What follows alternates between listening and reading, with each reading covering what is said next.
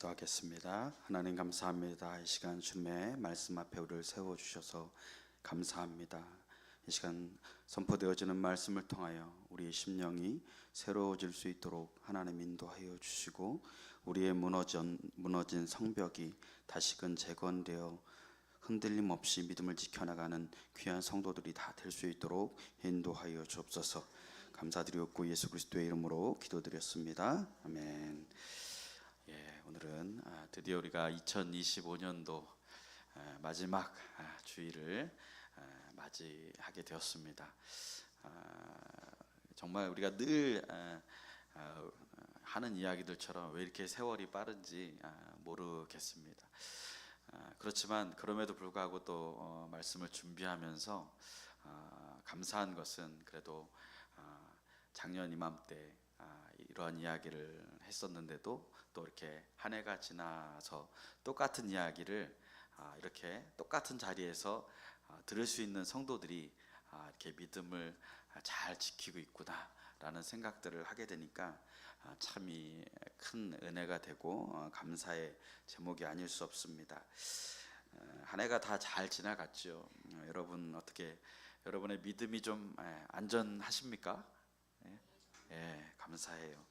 한 해 동안 하나님이 보시기에 잘해오고 있는 일이 무엇이었고, 또 하나님 앞에 정말 송구하지만 못한 것이 무엇이었는지 돌아보며 다시 2026년도를 하나님 앞에 믿음으로 다짐하고 결단할 수 있는 그런 시간들이 되기를 소망합니다.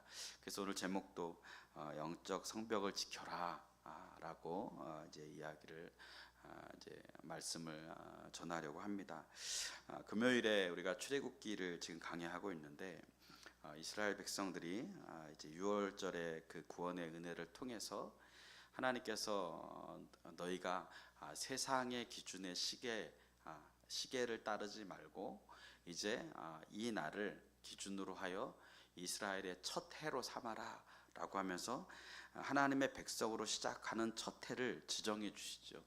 그리고 이제는 세상의 시간을 따르지 말고 하나님을 따르는 믿음의 시계에 자신의 인생을 맞추며 살아라.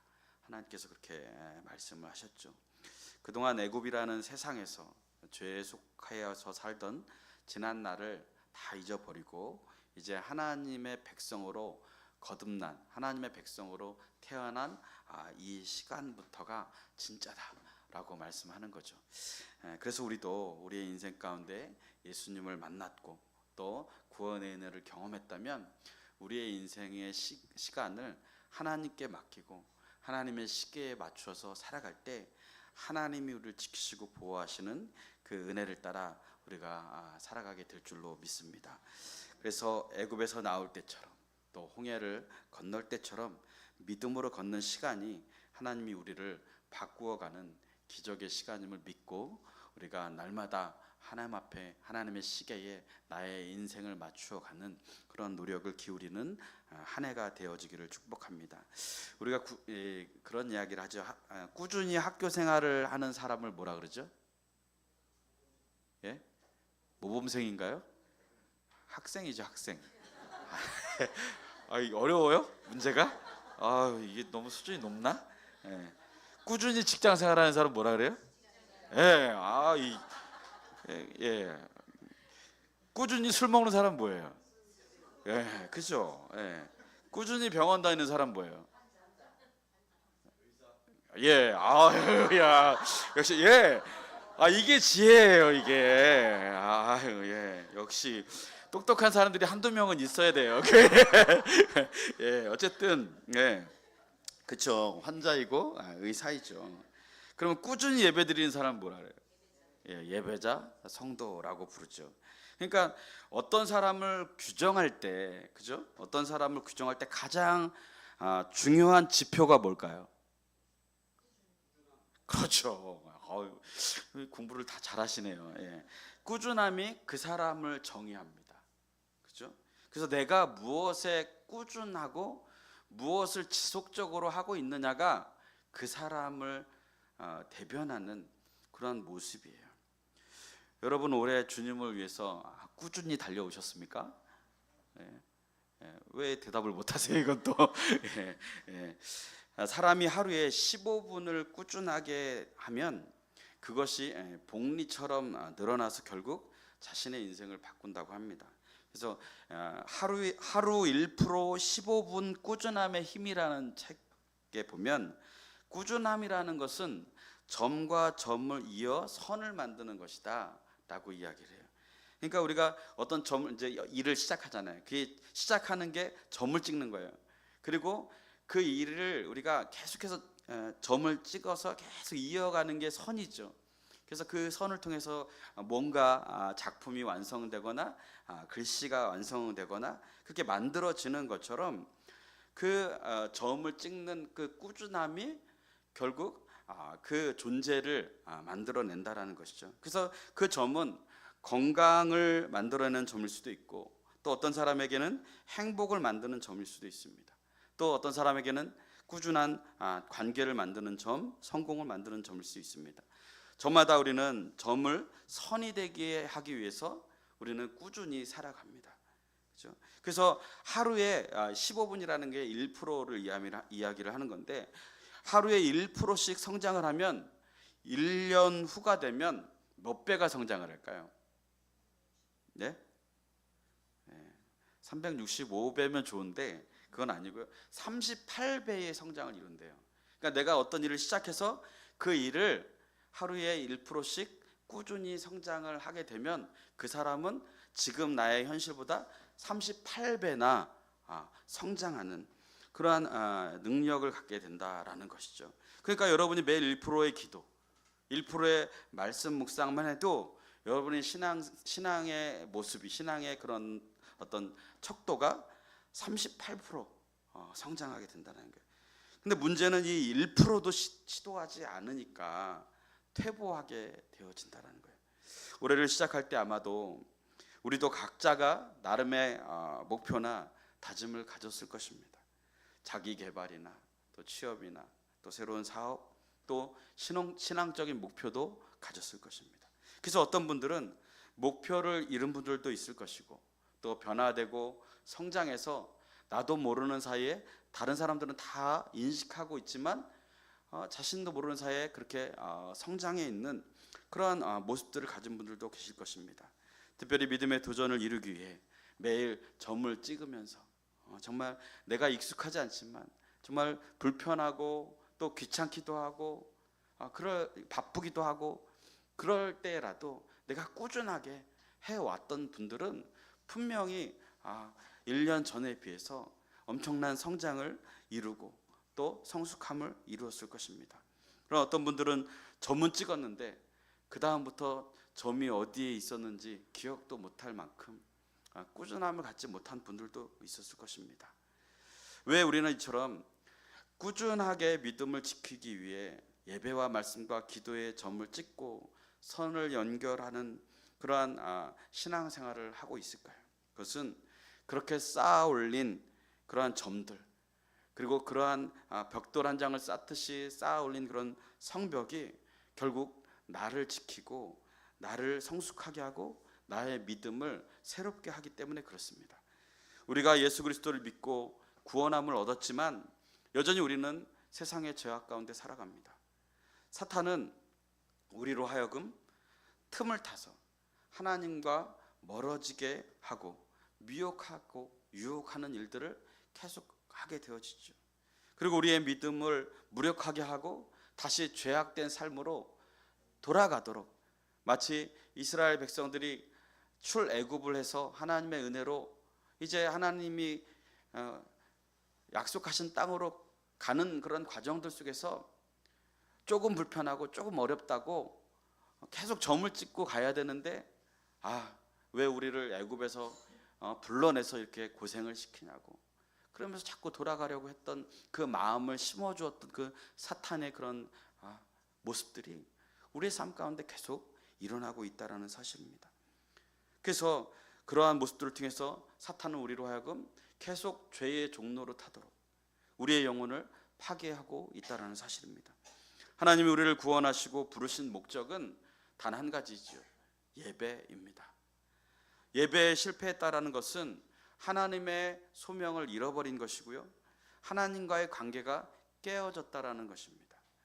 하나님은 영과 진리로 예배하는 자를 찾는다라고 말씀해 주고 계시죠. 그러니까 하나님은 이 말씀을 통해서 뭐가 가장 중요하다라는 것을 이야기합니까? 예배가 중요하다. 예배를 잃어버리면 안 된다라고 이야기를 하는 거예요. 어떤 분은 예배를 드려주는 분이 있습니다. 사정사정해야 드려주죠. 또 어떤 분들은 목회자를 도와주려고 예배한다라는 분들도 있어요. 그래서 그러한 모습들은 결국은 나의 불신앙을 드러내는 것입니다. 우리는 오직 하나님의 영광을 위해서 예배합니다. 다른 이유가 없어요. 하나님의 영광을 위해서. 예배는 하나님과 나와의 예배 관계 사이에서는요, 그 어떤 장애물도 있어서는 안 됩니다. 하나님의 영광만을 바라보며 예배하는 저와 여러분들이 되어야 합니다. 그래서 사탄이 가장 두려워하고 싫어하는 사람은 예배에 흔들림이 없는 사람입니다. 한결같이 꾸준함을 잃지 않고 예배의 자리를 지키는 자를 사탄은 가장 두려워합니다. 그렇기 때문에 그렇게 사탄이 유혹하고 미혹해서 자꾸 예배를 방해하는 것이죠. 사탄은 계속해서 우리 예배를 방해하고 예배의 삶에서 멀어지도록 세상의 방법과 세상의 쾌락과 갖가지 유혹을 통해서 우리의 마음을 분열시키는 것입니다. 그래서 우리가 예배하려고 할 때 우리의 마음에서부터 외부에서 들어오는 많은 그런 방해가 있다라는 것은, 그것은 사탄이 우리를 예배드리지 못하도록 계속 경계하고 있다라는 것입니다.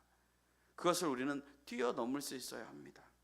그러므로 우리는 날마다 마귀에게 틈을 주지 않고 영적인 공격을 해오더라도 무너지지 않는, 더 이상 사탄이 미혹하고 유혹해도 그것에 넘어지지 않는 영적 성벽을 재건해 나가야 되는 것입니다.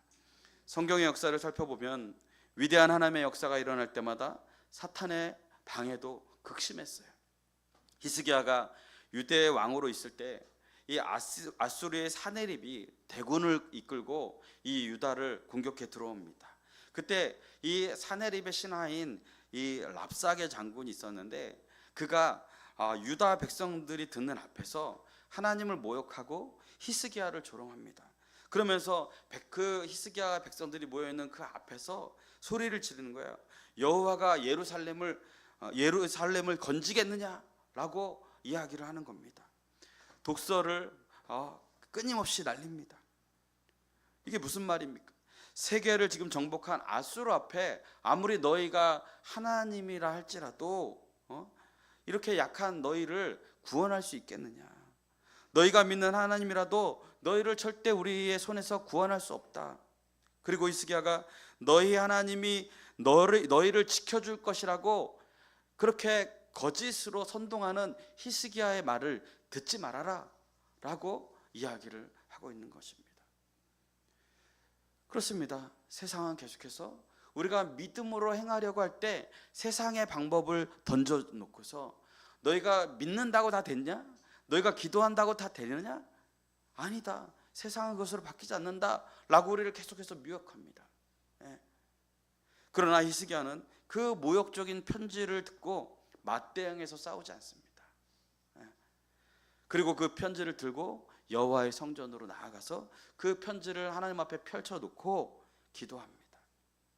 인간적으로 얼마나 그 소리를 들었을 때 왕으로서 채통이 무너지고 얼마나 감정이 치밀어 오르겠습니까?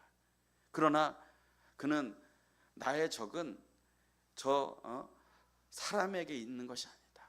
그 이면에 있는 사탄에게 있는 것이다. 그렇기 때문에 이것은 영적 싸움이다. 그래서 그 편지를 들고 하나님 앞에 나아가서 탄원하는 기도를 드리게 되는 것이죠. 그리고 하나님은 그날 밤 천사를 보내셔서 아수르 군대 18만 5천 명을 일거에 다 치시게 되어지죠.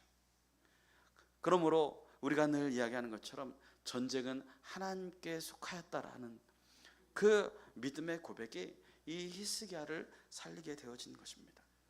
오늘 본문의 느헤미야도 성벽 재건이라는 거룩한 과업 앞에서 산발락과 도비아라는 권력자들에게 조롱과 위협을 당하게 됩니다. 이들은 하나님의 일을 방해하고 믿음의 공동체를 흔들어요. 그래서 내적으로, 외적으로, 영적으로 도전하는 장면을 이들을 통해서 우리에게 보여주고 있는 것입니다. 이들의 조롱은 마치 믿음으로 살아가는 것이 시대에 뒤떨어지는 것처럼 여기게 만들어 버립니다. 믿음으로 산다고 뭐가 달라지냐고 그들은 그들의 약한 부분들을 계속 건들고 그것으로 하여금 자꾸 신앙이 흔들리게 만듭니다. 그래서 성공과 돈을 위해 정직이나 신앙의 원칙을 타협하라고 계속 그렇게 흔들어대는 것이에요. 느헤미야는요 3차 포로 귀환자로 예루살렘을 재건하는 사명을 가지고 왔습니다. 그는 자신의 종들을 데려오지 않았어요.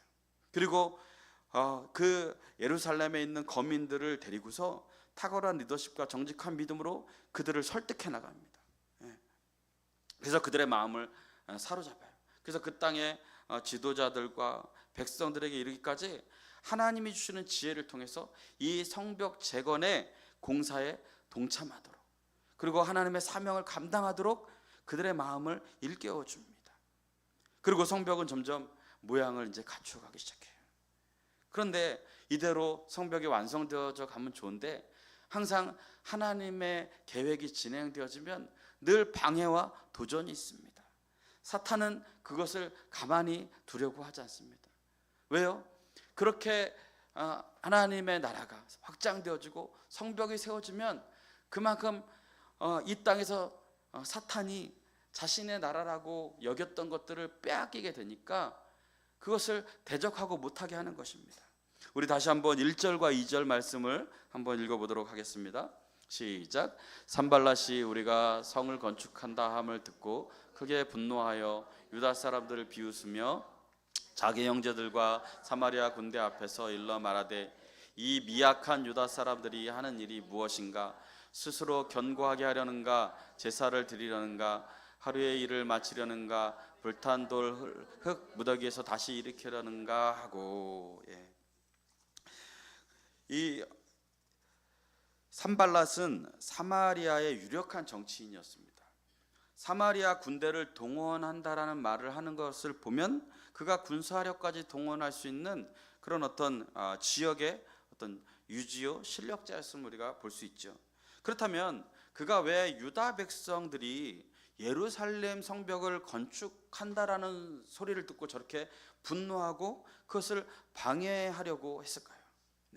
그 이유는 그가 사마리아 성의 이 정치인으로 당시에 이 예루살렘은 폐허가 되었잖아요. 그러니까 자체적으로 뭔가 회생할 수 있는 능력도 그리고 어떤 그런 도전의 의지도 없던 상태였습니다.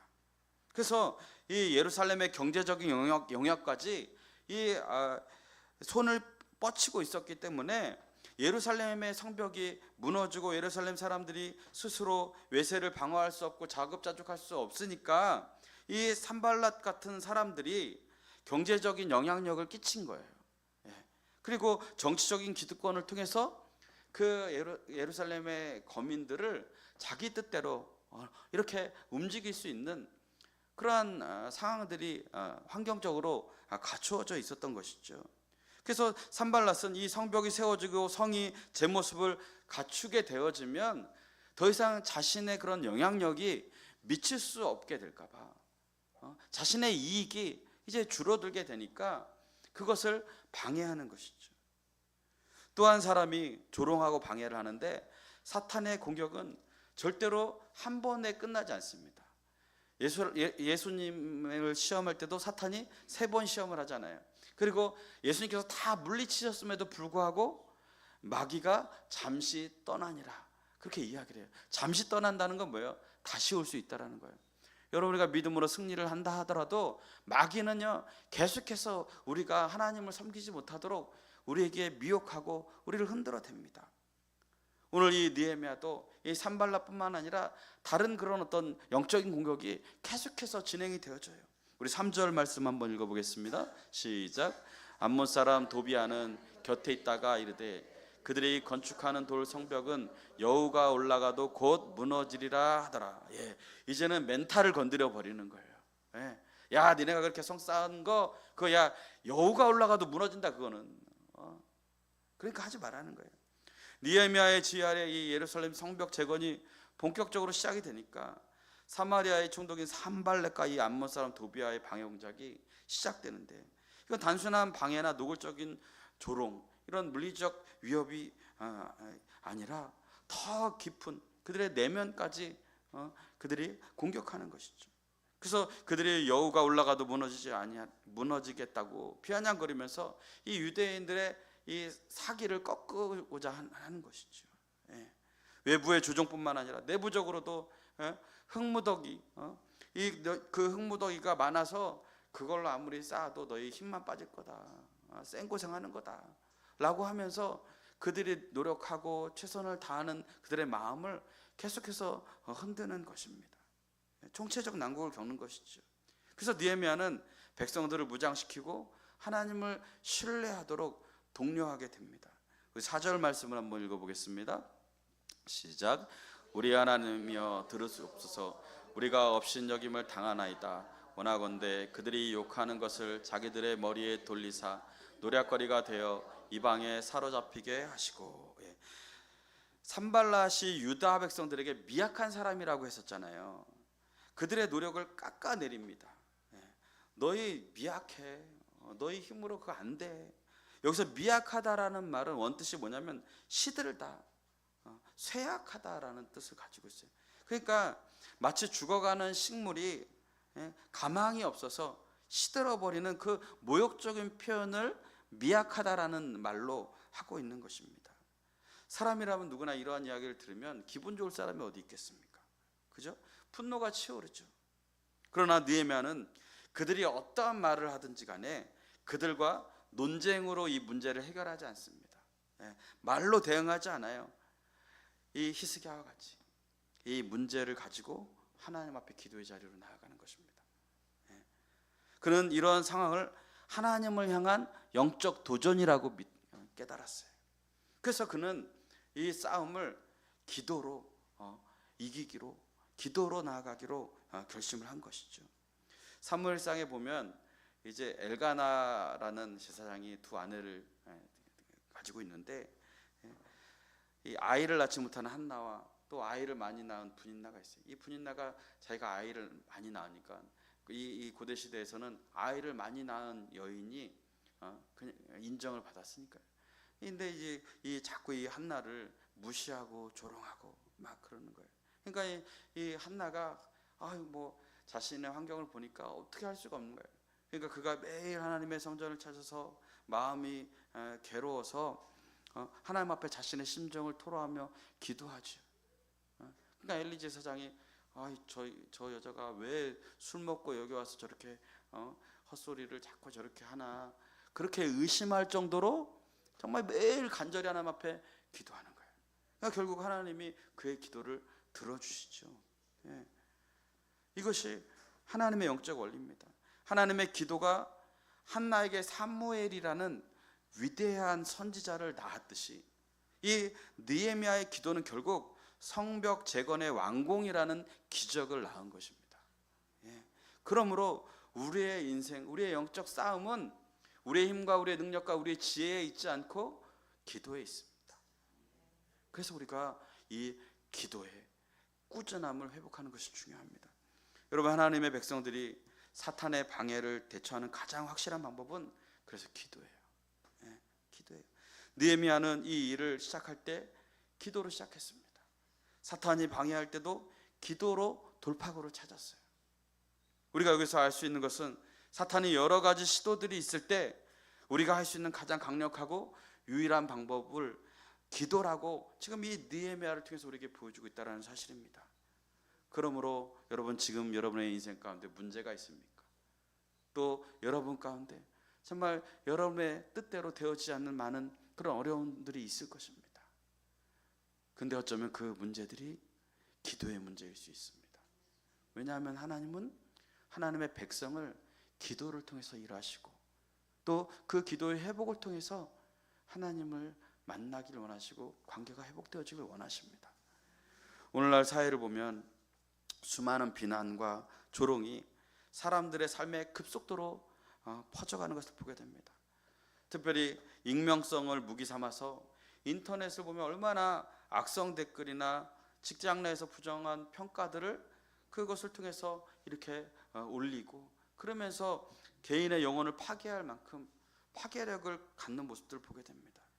그래서 사람들은 모욕을 당하거나 그런 어떤 불이익을 당하거나 그런 아픔들을 겪게 되면 복수의 방법을 찾거나 법적 대응을 먼저 떠올리곤 합니다.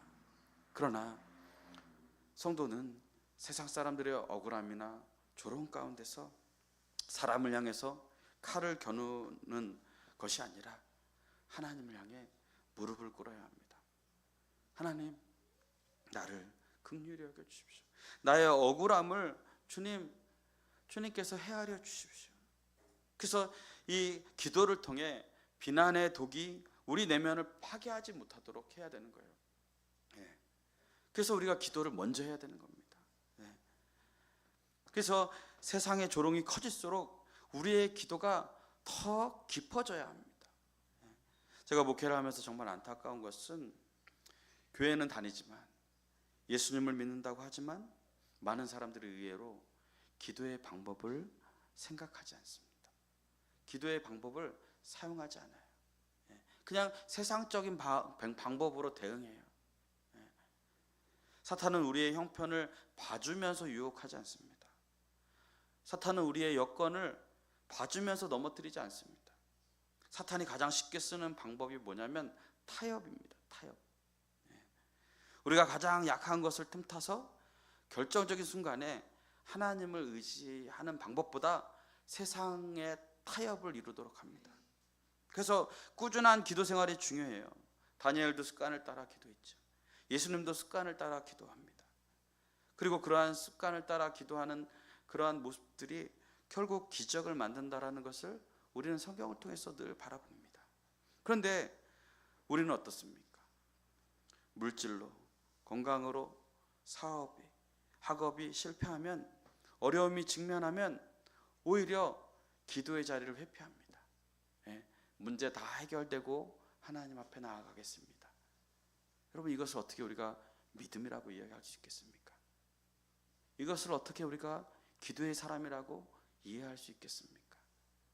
어려울 때도 기도하지 않는데 우리가 편안할 때 드리는 기도가 어떤 의미가 있겠습니까? 그러므로 우리는 날마다 하나님 앞에 기도의 습관, 기도의 성벽을 한 장 한 장 쌓아 올려야 돼요. 한 장 한 장. 우리는 물질로, 건강으로, 이런 어떤 사업으로, 학업으로 실패할 때마다, 또 바쁘니까, 놀러가야 하니까, 피곤하니까 예배의 성벽을 쌓을 시간이 없습니다. 사탄의 방해가 클수록 문제의 마음이 빼앗겨서 넘어지지 않도록 우리는 기도의 성벽을 견고히 세워나가야 합니다.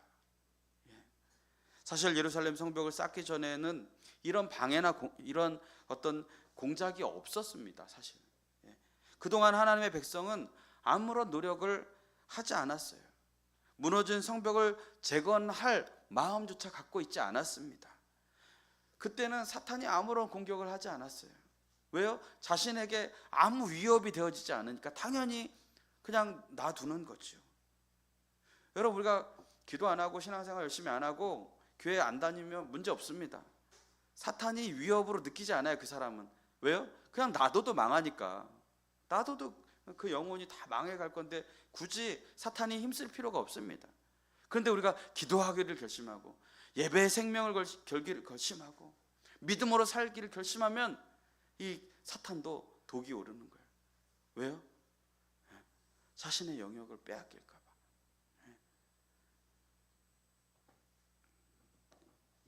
그러나 우리가 무너진 인생과 신앙을 다시 세우고 회복할 때, 하나님이 기뻐하시는 삶을 살고자 할 때 사탄도 일하기 시작해요.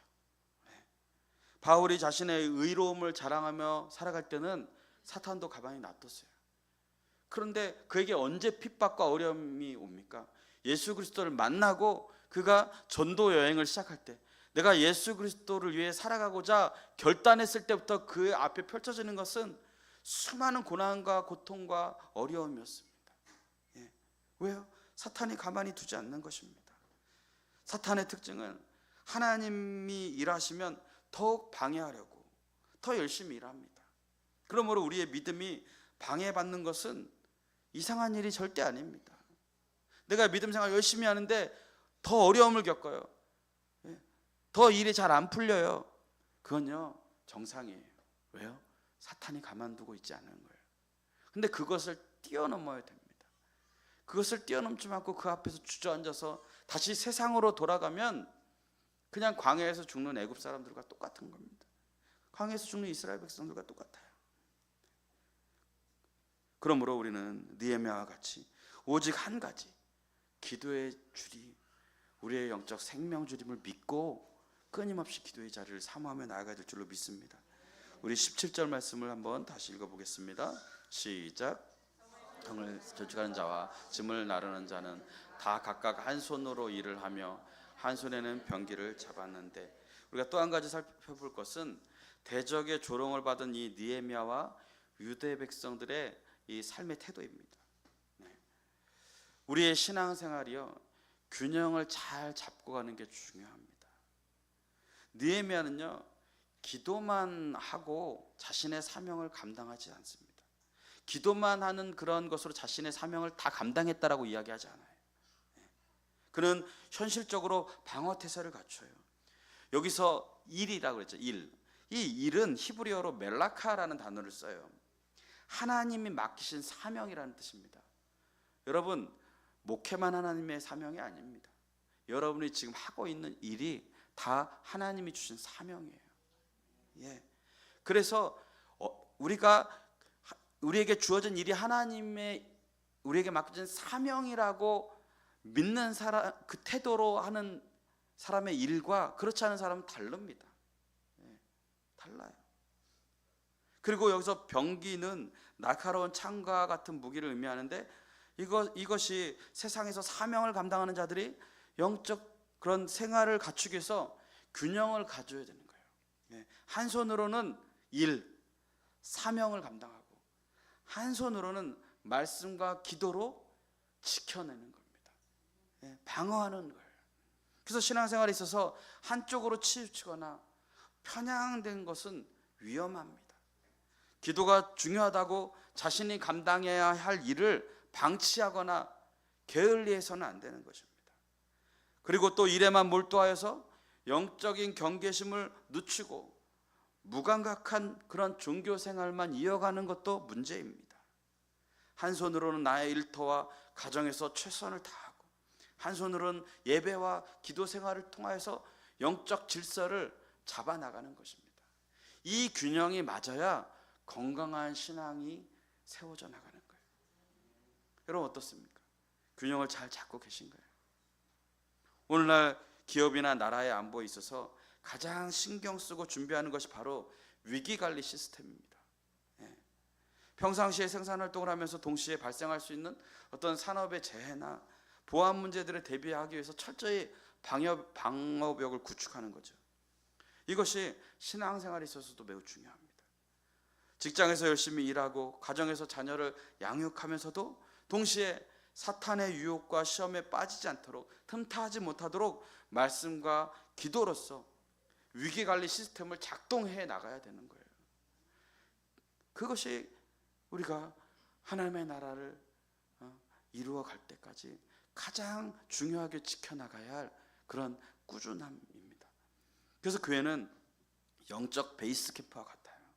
세상에서 부름받은 우리를 하나님의 말씀으로 재충전하고 기도로 중무장해서 다시 세상 가운데로 복음의 군사로 파송하는 것입니다.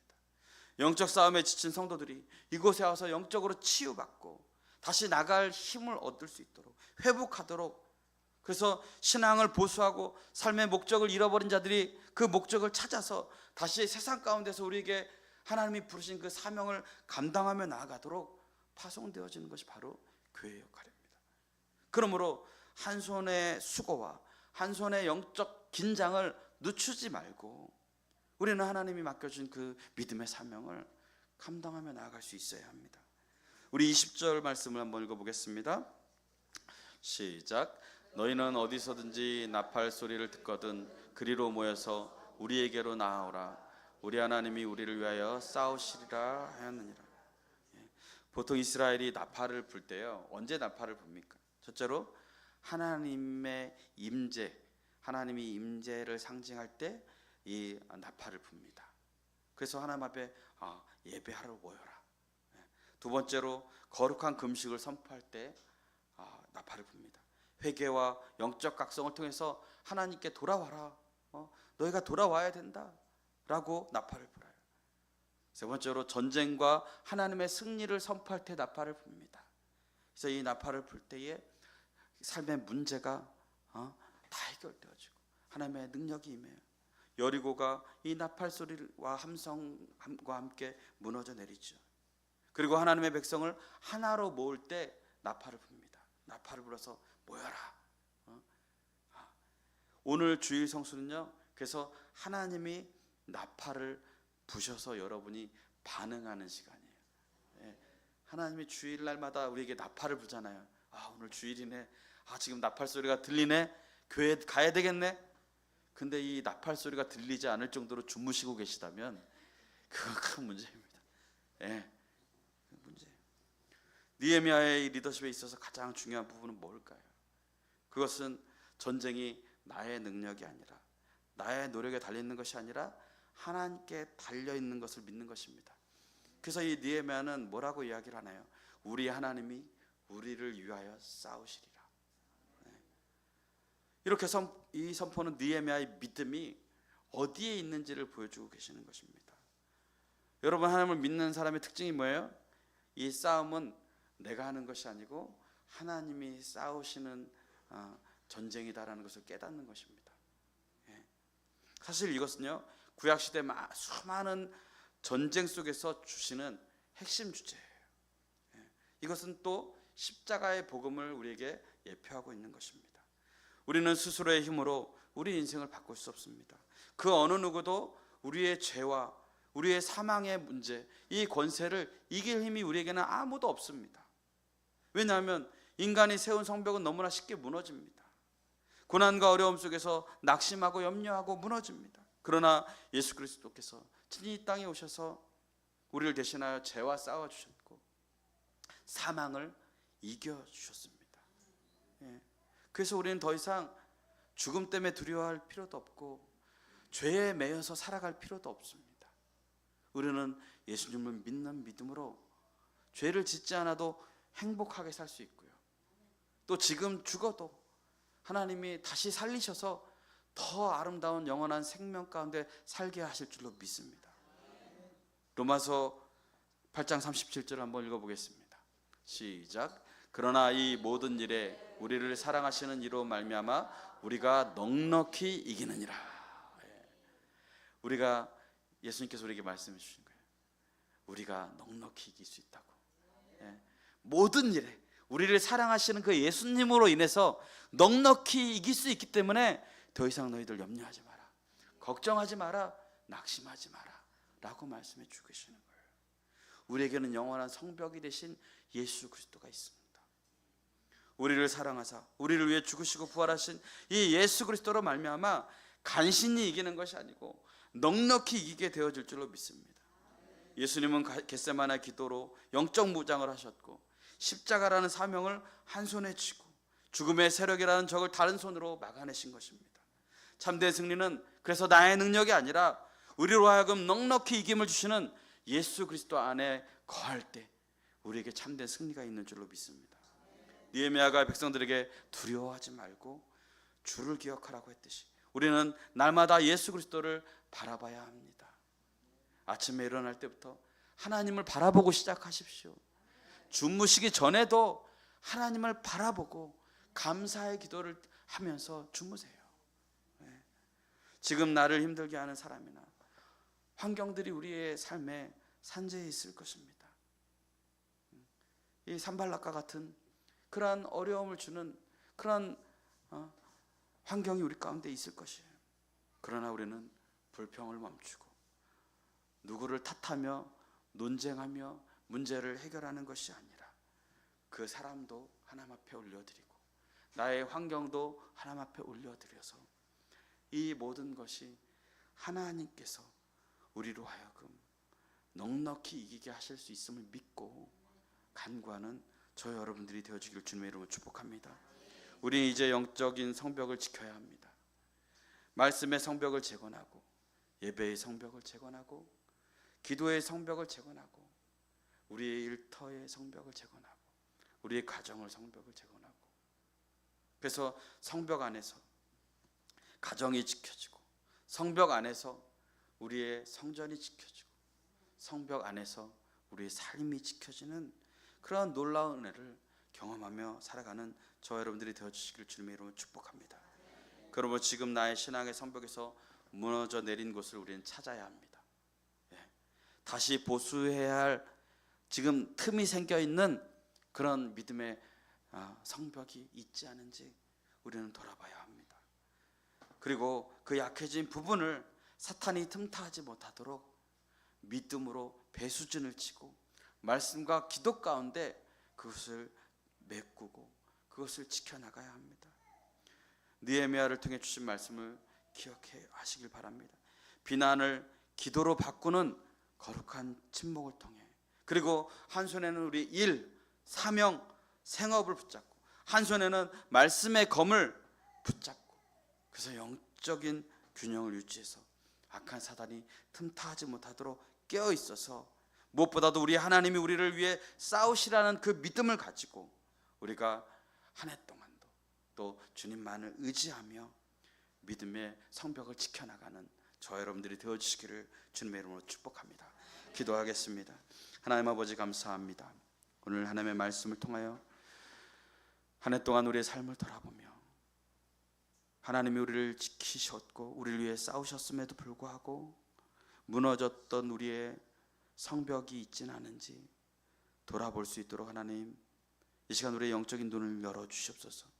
그리고 이제 2026년도에는 우리의 무너졌던 영적 성벽을 다시 재건하여서 악한 사단이 우리의 삶에 틈타하지 못하도록 하나님께서 지켜주시고, 하나님을 믿는 믿음 안에 우리에게 맡겨진 일과 사명을 감당하되 말씀의 검을 통하여 영적인 질서까지도 잘 지켜나감으로 말미암아 균형 잡힌 신앙 가운데 하나님의 나라를 아름답게 세워나가는 믿음의 귀한 백성들 다 될 수 있도록 인도하여 주옵소서. 모든 것 감사드렸고 예수 그리스도의 이름으로 기도드렸습니다. 아멘. 이 시간 우리 남전도 연들 나오시